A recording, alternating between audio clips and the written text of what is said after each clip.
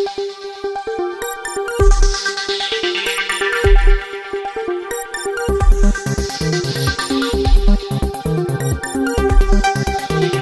મિત્રો, પીયુટી Gujarati YouTube channel તમારું હાર્દિક સ્વાગત છે। મિત્રો, અત્યારના સૌથી મોટા સમાચાર સામે આવી રહ્યા છે।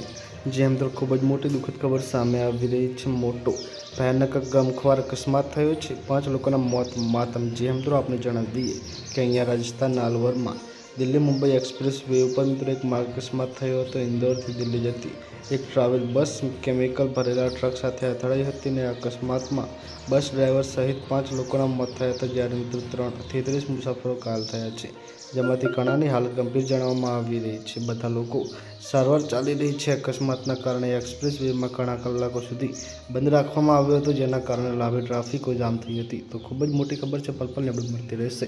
મળીને માહિતી નવા વિડીયોમાં।